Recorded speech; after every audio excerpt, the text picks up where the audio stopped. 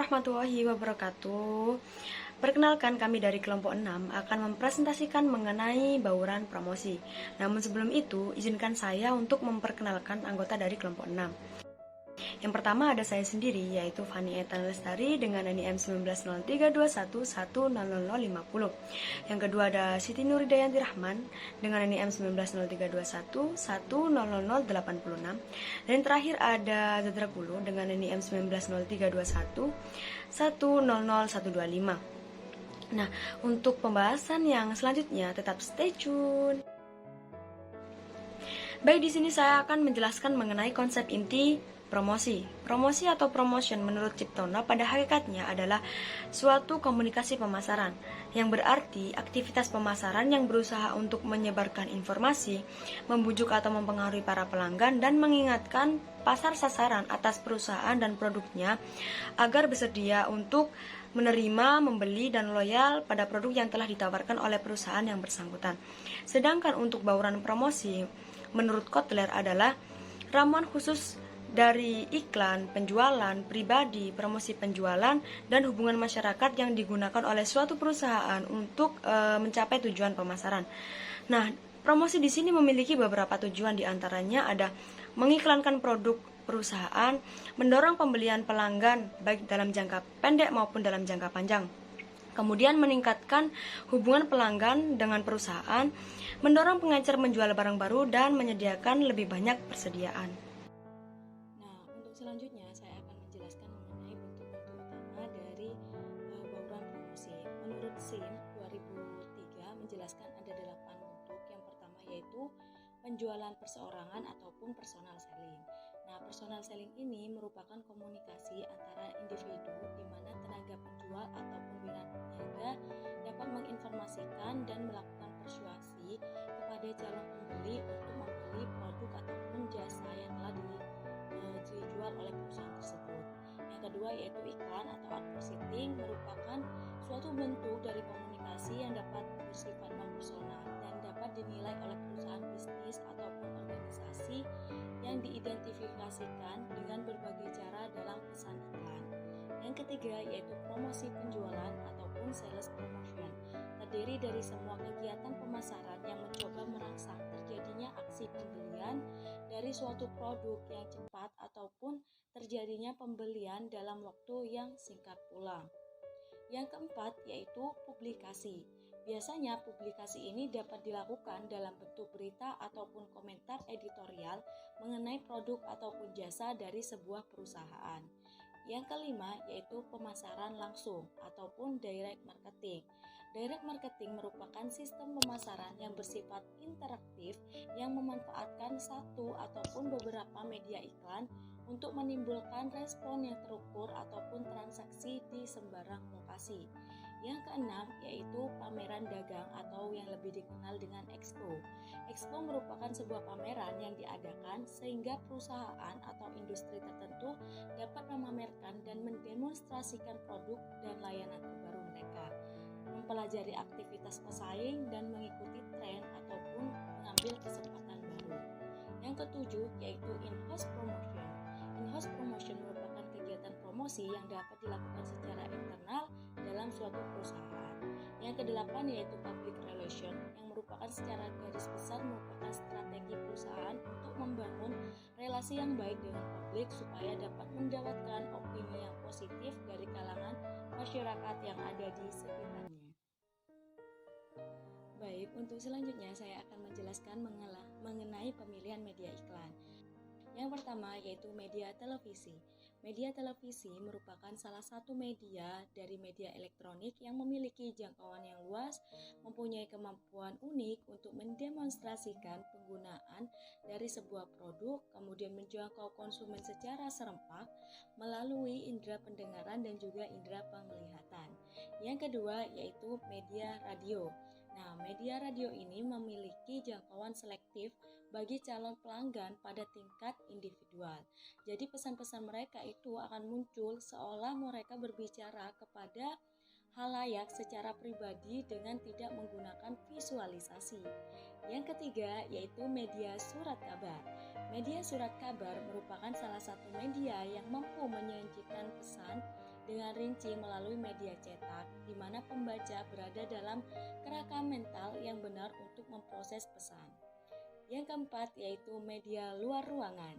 Media luar ruangan merupakan sebuah media luar yang merupakan bentuk periklanan tertua yang dapat dilihat oleh para konsumen di luar rumah. Bentuk periklanan luar ruang ini dapat meliputi balon-balon raksasa, periklanan di halte bus, display di mall, t-shirt yang dipenuhi oleh logo-logo. Dan yang terakhir yaitu media internet. Media internet merupakan sebuah media yang menggunakan jaringan komputer yang saling berhubungan yang terdapat di seluruh penjuru dunia yang memungkinkan adanya transfer informasi secara elektronik, sehingga iklan bisa ditempatkan di website, blog, ataupun jejaring sosial media lainnya. Ya baik, saya akan menjelaskan dari faktor-faktor yang mempengaruhi keputusan bentuk promosi. Menurut Tistono 2008, faktor-faktor yang mempengaruhi promosi dikelompokkan menjadi 5 faktor, yaitu pertama produk, kedua pasar, ketiga pelanggan, keempat anggaran promosi, kelima bauran pemasaran. Nah, yang selanjutnya strategi promosi dengan melihat siklus hidup produk. Yang poin pertama, strategi peluncuran cepat rapid skimming. Peluncuran produk baru dengan harga tinggi dan level promosi tinggi. Strategi ini dapat diterima dengan asumsi sebagai besar pasar potensial tidak menyadari produk itu. Harga yang diminta perusahaan menghadapi persaingan potensial dan untuk membangun preferensi mereka.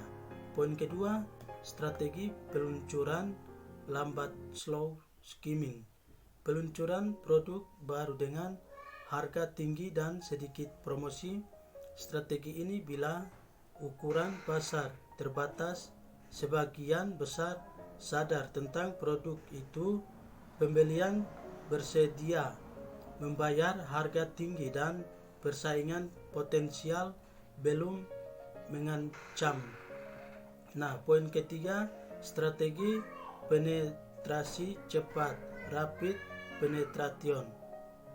Peluncuran produk dengan harga rendah dan biaya promosi besar. Strategi ini cocok digunakan jika pasar tidak menyadari kehadiran produk sebagai sebagian pembeli peka terhadap harga. Terdapat persaingan potensial yang kuat biar produksi menurun sejalan dengan skala produksi dan pengalaman. Poin keempat, strategi penetrasi lambat slow penetration. Peluncuran produk dengan harga rendah dan promosi rendah. Strategi ini bila pasar besar mempunyai kesadaran yang tinggi tentang harga dan terdapat beberapa persaingan potensial. Perusahaan harus menekan biaya produksi agar dapat menjual produk dengan harga rendah kepada masyarakat. Baik, kita beralih pada studi kasus di mana saya mengambil pada jurnal yang berjudul Analisis Bauran Promosi Terhadap Keputusan Pembelian pada Pusat Oleh-oleh Khas Jambi. Studi kasus Outlet Tempoyak. Nah, pada dasarnya tujuan dari suatu bisnis adalah untuk menciptakan kepuasan di kalangan konsumen. Nah, kepuasan atau rasa senang yang tinggi menciptakan ikatan emosional dengan merek atau perusahaan tersebut, tidak sekedar suka yang berlebihan. Kemudian untuk faktor pendukung yang menyebabkan outlet Tempoyak didirikan adalah sedikitnya pusat jajanan atau pusat oleh-oleh khas Jambi. Outlet Tempoyak ini didirikan pada tahun 2010 yang berlokasi di Jalan Jenderal Sudirman nomor 18 Jambi. Nah, outlet Tempoyak sendiri mulai mengembangkan penjualan dalam skala bisnis yang lebih besar dan mencoba untuk menginformasikan produk jasa kepada masyarakat atau para konsumen untuk dapat meningkatkan penjualan perusahaannya. Nah, oleh karena itu, diperlukannya media promosi untuk dapat terhubung dengan para konsumen sehingga mampu menguasai lingkup area yang semakin besar. Kemudian untuk penelitian ini melihat dari sisi perusahaan, bagaimana perusahaan menjalankan strategi promosi dan membahas batas pemilihan program promosi yang paling efektif yang dapat dipertimbangkan berdasarkan faktor-faktor yang mempengaruhi pemilihan program promosi tersebut. Kemudian untuk hasil yang didapatkan jika dilihat dari berdasarkan produknya, menyatakan bahwa pelanggan produk di outlet Tempoyak ini menunjukkan perilaku positif karena produk di outlet ini terkesan lebih modern dan lebih lengkap dibandingkan dengan outlet-outlet yang lain. Kemudian jika dilihat dari faktor harga, pelanggan produk di outlet Tempoyak ini menunjukkan perilaku yang positif karena para pelanggan merasa bahwa harga yang dibayarkan sebanding dengan manfaat yang ia dapatkan. Kemudian jika dilihat berdasarkan faktor promosi, hasil sebagian besar pelanggan produk di outlet Tempoyak ini menunjukkan perilaku negatif dikarenakan promosi dan sosialisasi yang dilakukan oleh outlet Tempoyak ini masih sangat kurang. Hal ini dapat dilihat dari kurangnya iklan, sosialisasi maupun penyuluhan sehingga pelanggan kurang tertarik dengan produk di outlet Tempoyak ini. Kemudian berdasarkan faktor distribusi, sebagian besar pelanggan di outlet Tempoyak ini menunjukkan perilaku positif karena tempat-tempat penjualan produk di outlet Tempoyak mudah dijangkau oleh para pelanggan. Nah, itulah sedikit banyak penyampaian materi bauran promosi yang dapat kelompok 6 sampaikan. Apabila ada kekurangan atau kesalahan dalam proses penyampaian materi, saya mohon maaf yang sebesar-besarnya. Terima kasih sudah melihat video kali ini. Semoga bermanfaat dan saya akhiri. Wassalamualaikum warahmatullahi wabarakatuh.